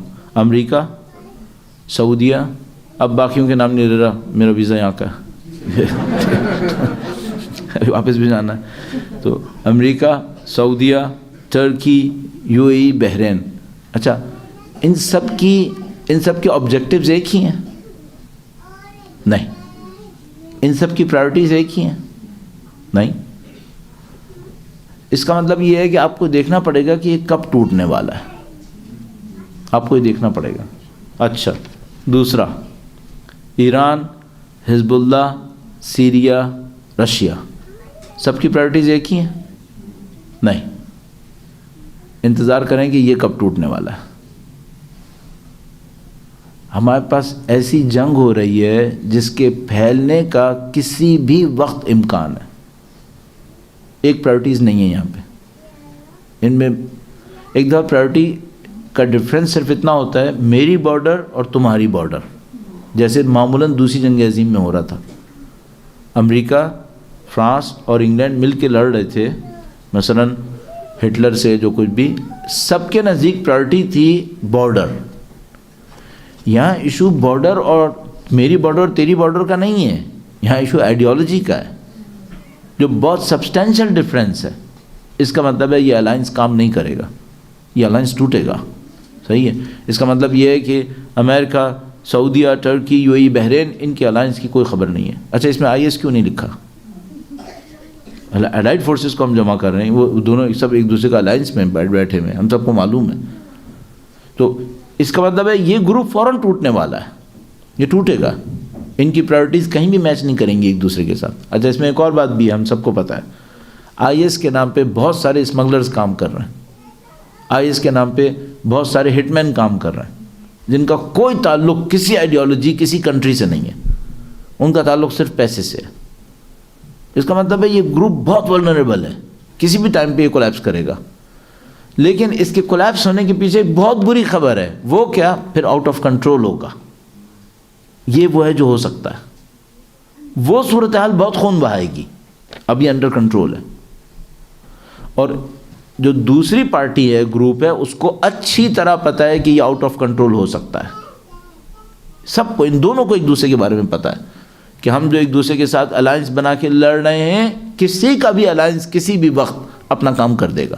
مثلا کیا میں یہ سوچوں کہ رشیا اپنے کسی انٹرسٹ کو قربان کرتا جائے گا حزب اللہ کے لیے؟ نہیں. کسی بھی ٹائم پر انڈیپینڈنٹلی بیہیو کرے گا. اسی طریقے سے باقی ساری پارٹیز ہیں. یہ بہت گندی جنگ ہے جو اس وقت ہو رہی ہے. اس وقت فی الحال اس جنگ کے ختم ہونے کا امکان اتنی جلدی نظر نہیں آ رہا ہے، اور تمام تر امکان اس بات کا نظر آ رہا ہے کہ اس نے پھیلنا ہے. اور اس کو میں کہہ رہا ہوں، جو آپ سے میں نے عرض کیا تھا کہ میرے تمام تو آپٹیمزم کے باوجود میں آپ سے عرض کر رہا ہوں کہ یہاں پہ بہت ابھی کیوس آنا ہے. ابھی ہم نے کم دیکھا ہے. میرا اپنے یہ خیال ہے یہ مصیبت بہت پھیلنے والی ہے. ابھی میرا اپنے یہ خیال ہے کہ جو مجھے ابھی تک سمجھ میں آتا ہے وہ یہ کہ اگر یہ طریقے سے ڈیل نہیں کیا تو شاید زمین کے اوپر کوئی نہیں بچے گا جس پر اس کا امپیکٹ نہ آئے. میرا اپنے خیال ہے. اور اب یہ ہے کہ مصیبت ایک اور سیاست میں ایک مشکل ہوتی ہے. ایسا نہیں ہوتا کہ جو پولیٹیکل پلیئرز ہوتے ہیں یہ فیوچر کے بارے میں انویئر ہوتے ہیں، نہیں یہ جانتے ہوتے ہیں. لیکن سیاست میں ایک مصیبت ہوتی ہے انایویٹیبل ہونا، ناقابل اجتناب جگہ پہ پہنچ جاتے ہیں. تو مثلا مجھے پتہ ہوتا ہے کہ یہ جو میں موو کرنے والا ہوں اس سے میں بھی مروں گا، لیکن انایویٹیبل ہو جاتا ہے. ان تمام پارٹیز کو پتہ ہے کہ یہ لوگ آگ سے کھیل رہے ہیں. ان سب کو معلوم ہے کہ جو کام یہ کر رہے ہیں، اسپیشلی فرسٹ گروپ کا دائرہ ہم تذکرہ کر رہے ہیں، ان کو پتہ ہے جو کچھ یہ لوگ کر رہے ہیں اس میں یہ خود بھی نہیں بچیں گے اگر آؤٹ آف کنٹرول ہو گیا. اور مجھے لگتا ہے کہ ایک سرٹن جگہ پہ جا کر یہ آؤٹ آف کنٹرول ہو جائے گا. میرا اپنے خیال ہے، اب میں پھر جو ہے اڑاتا رہتا ہوں، بہت ایک دوست کے ان میں سے اڑاتا ہوں، وہ یہ کہ یمن کی جنگ یمن میں نہیں کھیلی جائے گی. یمن کی جنگ سعودی عرب میں ہوگی. میرا اپنے خیال ہے یمن کی جنگ نارتھ میں پینیٹریٹ کرے گی اور یہ بہت بری جنگ میں تبدیل ہوگی. یمن کی جنگ یمن کی بارڈرز میں نہیں ہے، نارتھ میں ہے. یہ جنگ سعودی عرب میں لڑی جائے گی. میرا اپنے خیال ہے اگر 2016 میں ہم ہیں، 2018 تک آتے آتے یہ ساری جنگ سعودیہ میں جا چکی ہوگی. میرا اپنے خیال ہے سعودی عرب بہت مصیبت میں ہے، اس کو بھی پتہ ہے، لیکن انیویٹیبلی پھر بھی سیریا میں جا رہا ہے. صحیح ہے. اور سب کو معلوم ہے کہ اس کا سیریا میں جانا اس کے سمجھ لیں کہ سوسائڈ کے اوپر لاسٹ سگنیچر ہے. پھر یہ خودکشی ہے ان کے لیے. لیکن بدقسمتی ان کے لیے یہ ہے کہ اس خودکشی کے علاوہ بھی کوئی اچھا راستہ نہیں ہے ان کے پاس. تو یہ لوگ بہت برے پھنسے ہیں اور اپنی حماقت سے اپنے آپ کو یہاں پہ لا کے کھڑا کیا ہے، جس کو پوری دنیا ان کو کہہ رہی تھی کہ یہ نہ کریں. مصیبت یہ ہے کہ اب ان کے پاس کوئی راستہ باقی نہیں ہے، تو یہ وار انیویٹیبلی پھیل جائے گی. اس کے رکنے کا کوئی چانس نہیں ہے اب، بدقسمتی سے. اللہ کرے کہ ہماری بات غلط نکلے، بغیر جنگ کے ہی معاملے حل ہو جائیں، اس سے بہتر کیا ہے. آپ الہی آمین نہیں کہہ رہے؟ درود بھیجے گا محمد و آل محمد.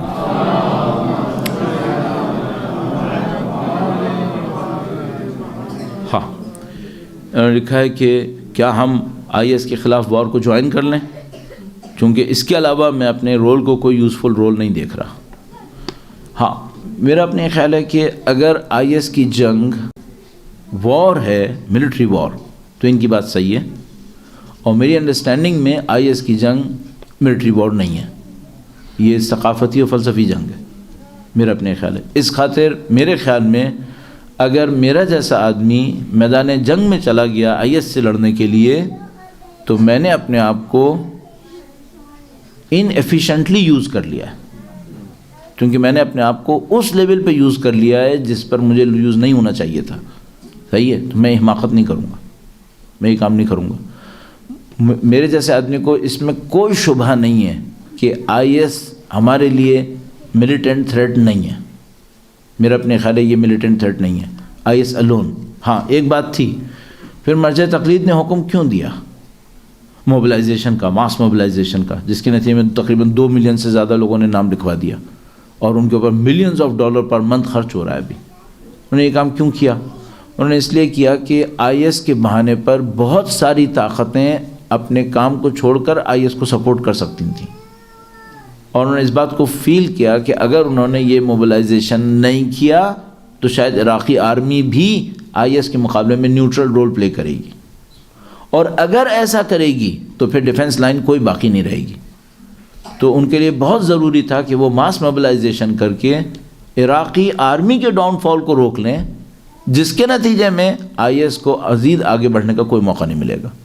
تو ان کو یہ خرچہ ریسورسز کا، فائنینشیل اور ہیومن ریسورسز کا کرنا پڑا تاکہ عراقی آرمی مضبوط ہو جائے. جب سے یہ والنٹیئرس کا گروپ بنا ہے، یہ ماس موبلائزیشن ہوا ہے، اس کے بعد سے عراقی آرمی نے کوئی سٹی سرنڈر نہیں کیا ہے، کیونکہ اب عراقی آرمی کو یہ بات پتہ ہے کہ وہ آخری لائن نہیں ہے، بہت بڑی لائن پیچھے ہے.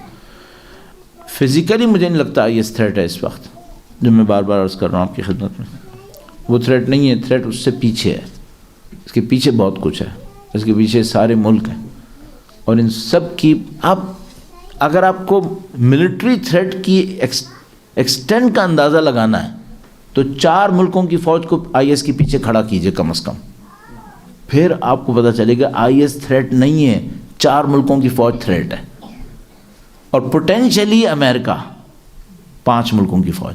یہ ایکچوئل تھریٹ ہے وہاں پر، جس کے لیے رشیا بھی اندر آیا ہے. ورنہ رشیا IS سے لڑنے کیوں آئے گا؟ 25-30 ہزار سے زیادہ نہیں ہے. ان 25-30 ہزار سرفروں سے لڑنے کے لیے بہت کم لوگ کافی ہیں. سب کو معلوم ہے IS تھریٹ نہیں ہے. IS کے پیچھے 5 ملکوں کی آرمی ہے، وہ تھریٹ ہے. اس خاطر رشیا کودا ہے اندر. بہت بڑی جنگ ہے ہمارے سامنے، اور اگر آؤٹ آف کنٹرول ہو گئی تو پھر میں بتایا میرے خیال میں روئے زمین پہ کوئی بندہ نہیں رہے گا جو اس سے متاثر نہ ہوا ہو. سب کو اس میں پھنسنا پڑ جائے گا کہیں نہ کہیں. درود بھیجے گا محمد و آل محمد.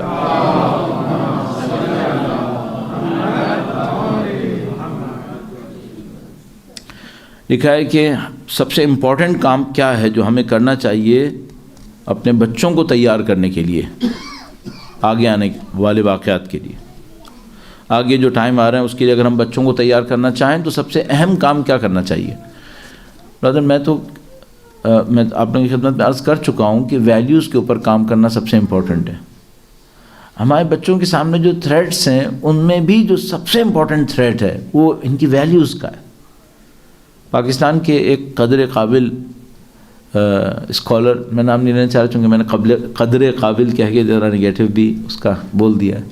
قدر قابل اسکالر ایک دفعہ میرے سامنے ایک اسکول میں کھڑے تھے جن کے سامنے بچے تھے 9th-10th گریڈ کے، اور وہ بہرحال قدر قابل ہونے کے باوجود معاملے کو پہچان رہے تھے کہ ہم لوگ کس مصیبت میں پھنسنے والے ہیں.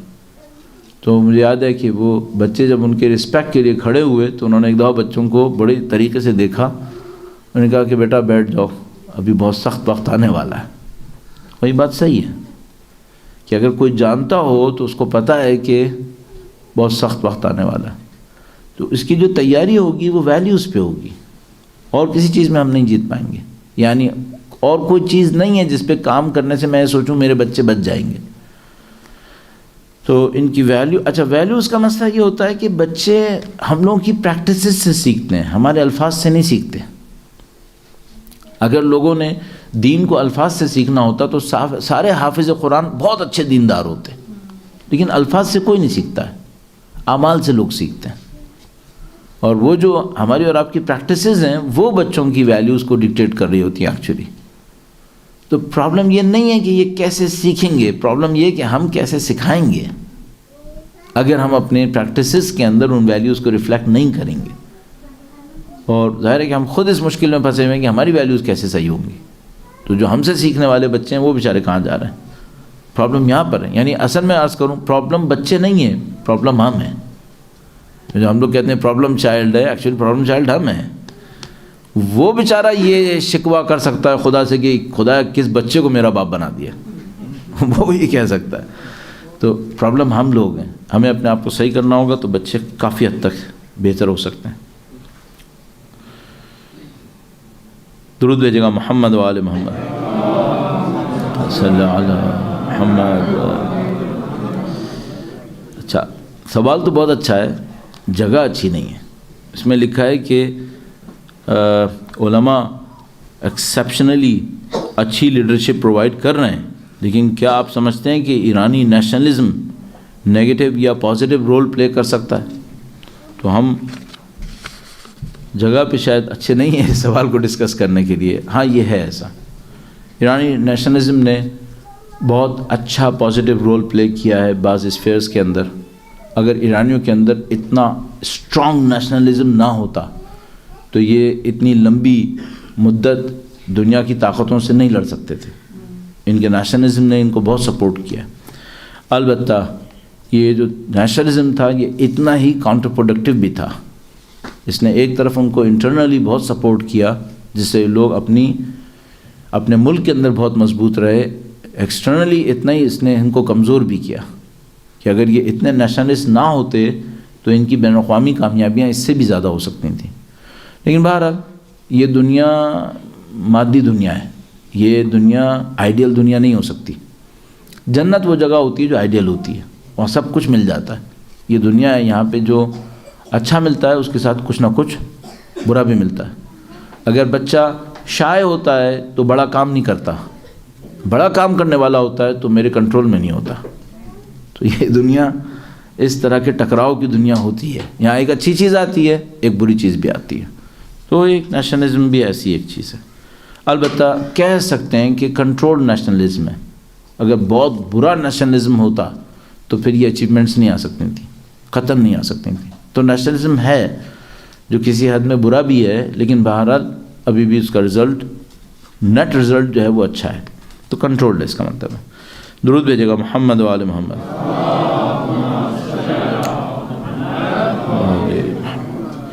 انہوں نے فرمایا کہ ہم پاکستانی میڈیا کے نیگیٹو رول کو اپنی سوسائٹی میں کیسے کم کر سکتے ہیں.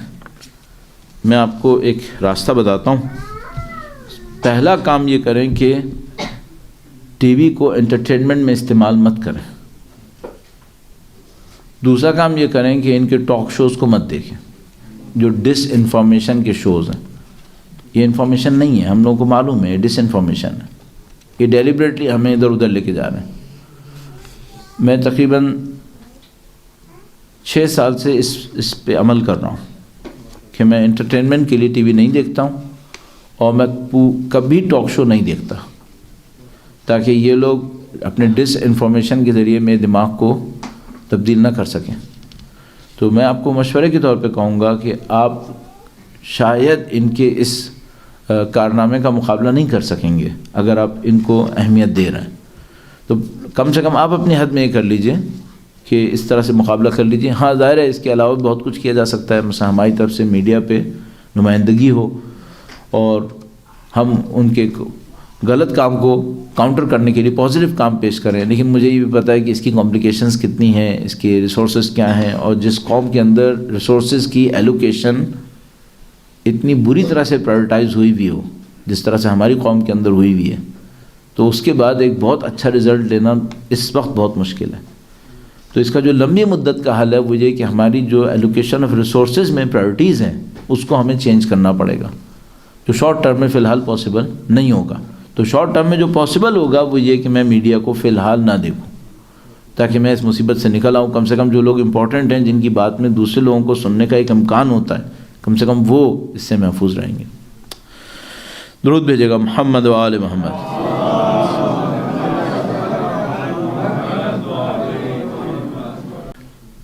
ہم نے اپنی باؤنڈریز کو ڈیفینڈ کیا ہے. اگر میں نہ کہوں کہ ہم آگے بڑھیں تو ہم نے کم از کم یہ کیا کہ اپنی باؤنڈریز کو ڈیفینڈ کیا.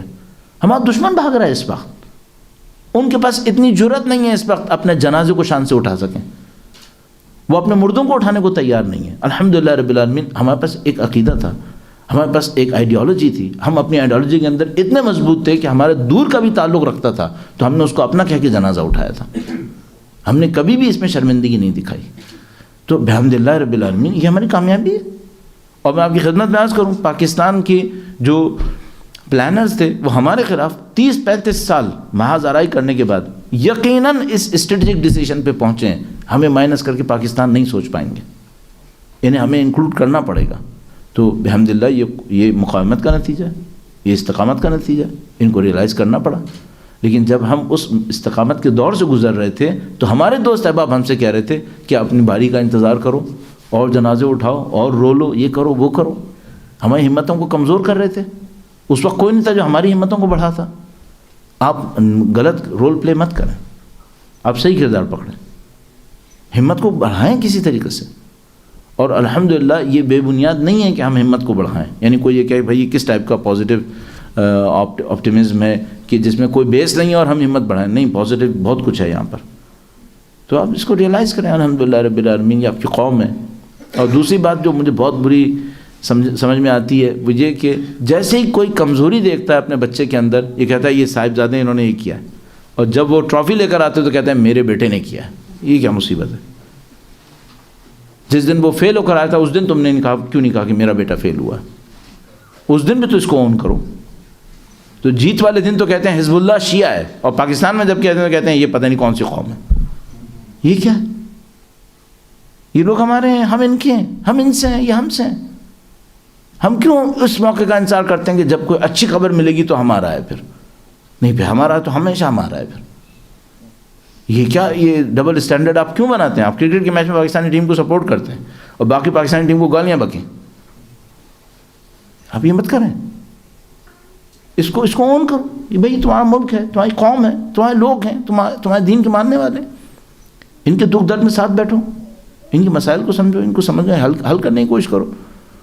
تو عزیزان محترم, مجھے سمجھ میں آتا ہے جب تک آپ جذباتی طور پر اس سے وابستہ نہیں ہیں اور آپ معذرت کے ساتھ عرض کر رہا ہوں ماں کا کردار انجام نہیں دے سکتے, تو پھر کس ناطے آپ اس پہ تنقید کر سکتے ہیں؟ اگر آپ کی اتنی وابستگی نہیں ہے تو پھر آپ اس کا مطلب ہے دور بیٹھے ہوئے تھرڈ پرسن ہیں, آپ باہر کے لوگ ہیں. تو میں نہیں کہہ رہا کہ آپ باہر کے لوگ ہیں, آپ الحمدللہ جہاں کہیں بھی رہتے ہیں آپ کا دل جو ہے وہ اسی قوم کے لیے ہے. لیکن کبھی کبھی آپ اس کو ڈسون کر دیتے ہیں, یہ جو صحیح نہیں ہے. آپ اس کو اپنا سمجھیں, اس کے مسائل کو سمجھیں. اور ایک اور بات یہ کہ کسی کے اندر بھی برائی نکالنا بہت آسان کام ہے. پتہ نہیں کتنی دفعہ میں پاکستان سے باہر جاتا ہوں, اللہ کا شکر آج وہ سوال نہیں ہوا, ورنہ پوچھتے ہیں پاکستان میں شیعہ متحد کیوں نہیں ہو جاتے. تو میں ان سے کہتا ہوں تم پڑھے لکھے 4 لوگ متحد نہیں ہو پا رہے, وہاں تو ہمارے پاس 4-5 کروڑ لوگ ہیں. یہاں دیکھو پاکستان سے باہر جو لوگ بیٹھے ہیں ماشاءاللہ کافی بڑی تعداد پڑھے لکھوں کی, اگر اس کے ایوریج کے حساب سے دیکھیں تو یہاں تو ایوریج پڑھے لکھوں کا زیادہ ہوتا ہے. لیکن کون سا شہر ہے جہاں پر متحد ہو پائے؟ اور میں ابھی بھی یہ سوچتا ہوں کہ یہ جو جس اتحاد کو ہم سوچ رہے ہیں پتہ نہیں وہ اصل مطلوب ہے بھی یا نہیں ہے، یعنی وہ ریکوائرڈ ہے بھی یا نہیں ہے، لیکن بہرحال ہمارے ذہن کے اندر کچھ چیزیں ہیں، تو بہرحال اس کو آپ اون کریں، آپ کی قوم ہے۔ اچھا ہاں، انہوں نے لکھا کہ ہر چیز کے اچھے اور برے پہلو ہوتے ہیں، ٹی وی کے ساتھ بھی ایسا ہی ہے، اور نیوز اور ٹاک شو میں آج کے دور میں معلومات کے لیے بہت اہم ہے۔ اور ظاہر ہے کہ جن بھائی نے ہمیں لکھا میں جانتا ہوں، وہ یہ کہنا چاہ رہے ہیں کہ آپ کی جو اوپینین ہے اس میں یہ سائڈ آپ مس کر رہے ہیں۔ میں آپ کو گارنٹی سے کہہ رہا ہوں کہ مس نہیں کر رہا ہوں۔ میں اگر اپنی فیلڈ کا ایکسپرٹ ہوں تو میں آپ کو ایکسپرٹ اوپینین دے رہا ہوں کہ یہ اوپینین ایکسپرٹ کی اوپینین نہیں ہے۔ اس وقت اس کے اندر خرابی بے انتہا ہے، اس وقت وہ معلومات نہیں ہے جو کام آ سکے، اور اس کی ایک نشانی میں خود ہوں۔ میں 6 سال ہو گئے، 6 سے زیادہ سال ہو گئے میرے خیال میں نے کوئی ٹاک شو گارنٹی سے کہہ رہا ہوں کبھی پورا تو قطعاً نہیں دیکھا ہے، شاید چند منٹ سے زیادہ کبھی نہیں بیٹھا ہوں گا۔ مجھے اس کے اندر انفارمیشن نہیں لگ رہی، اس کے اندر ڈس انفارمیشن ہے۔ اس خاطر میں آپ سے کہہ رہا ہوں، یا جو انفارمیشن ہے اس کے نہ ہونے سے آپ کے علم پر کوئی فرق نہیں پڑے گا، یہ میں آپ کو مطمئن ہو کے عرض کر رہا ہوں۔ تو میرا اپنے خیال ہے کہ یہ ایک ٹائپ کا دھوکہ ہے جس کے اندر آپ اپنا وقت ضائع کرنا چاہتے ہیں، بسم اللہ آپ ضائع کر لیجئے اور اس کو ٹرائی کر لیجئے، میرا اپنے خیال ہے آپ کا وقت ضائع ہوگا۔ اس کے علاوہ پازیٹیو ریسورسز بہت زیادہ ہیں، ان کے اوپر کام کر لیجئے تاکہ آپ اپنے وقت کو پروڈکٹیو بنا کر کچھ ریزلٹس حاصل کر سکیں۔ بہرحال اچھا، میرے ساتھ ایک خرابی ہے، بہت ساری خرابیاں ہیں، لیکن ایک اور یہ بھی ہے، وہ یہ کہ میں جب اپنی اوپینین دے رہا ہوتا ہوں تو بہت زیادہ انرجیٹک ہو جاتا ہوں اور اس کے اندر بہت اسٹرانگلی اپنی اوپینین دے رہا ہوتا ہوں۔ کچھ چیزوں میں میں اپنی فیلڈ کے اندر تقریباً یقین کے اوپر ہوتا ہوں، اور جب میں یقین پہ ہوتا ہوں تو مجھے احساس ہوتا ہے کہ مجھے اپنے یقین کو اسی اتھارٹی کے ساتھ ریفلیکٹ کرنا چاہیے۔ اس کا مطلب یہ نہیں ہے کہ میں اپنی اوپینین کے اندر ایک ایروگنس کے اندر مبتلا ہو رہا ہوں۔ اگر میری اوپینین غلط ثابت ہوگی تو میں اس کو فوراً قبول کرنا چاہتا ہوں، اور اگر مجھے یہ لگے کہ میں جو دیکھ رہا ہوں وہ برا ہے تو میں اس کے ساتھ یہ دعا بھی مانگتا ہوں کہ خدا کرے کہ نہ ہو، میری اوپینین غلط نکل آئے، کیونکہ مجھے کبھی بھی اچھا نہیں لگے گا کہ میری اوپینین صحیح نکلے اور برائی پھیل جائے یا برا وقت آ جائے۔ تو آپ مطمئن رہیے، میں اس ایروگنس کے اندر فی الحال کم از کم اپنے آپ کو نہیں دیکھ رہا کہ اگر مجھے کوئی صحیح اوپینین نظر آئی تو میں ایکسیپٹ نہیں کروں گا چونکہ میں نے کہہ دیا ہے، یا میں چاہوں گا کہ برا ہوتا رہے۔ لیکن میں آپ کی خدمت میں جو عرض کرنا چاہ رہا ہوں وہ یہ کہ کچھ ریزلٹس میرے دماغ میں بالکل کلیئر ہیں، 100% کے قریب ہیں، ان کو بتانے میں میں کسی شک کے بغیر بتانے کی کوشش کر رہا ہوتا ہوں، اس خاطر تھوڑا سا اسٹرانگلی ان کو کہہ رہا ہوتا ہوں۔ آپ نے بہت غور سے سنا اور میں نے تھوڑا سا ریئیکٹ بھی کیا، جب میں ڈسٹریکٹ ہو رہا تھا تو میں بہت معذرت چاہتا ہوں، لیکن یہ کیا تھا کہ اگر میں پورے لوگوں کے وقت کو کمپرومائز ہوتا دیکھتا تو میرے لیے ضروری تھا کہ میں تھوڑا سا ریئیکشن دے دوں تاکہ میں وقت کو اچھے طریقے سے لوگوں کے پروڈکٹیو بنا سکوں۔ بہت بہت شکریہ اپنی صحت و سلامتی کے لیے، اس سخت وقت میں اہل ایمان کی حفاظت اور ان کی کامیابی کے لیے، اور سب سے بڑھ کر وقت کے امام کی تشریف آوری اور ان کی خوشنودی کے لیے درود بھیجیں محمد و آل محمد پر۔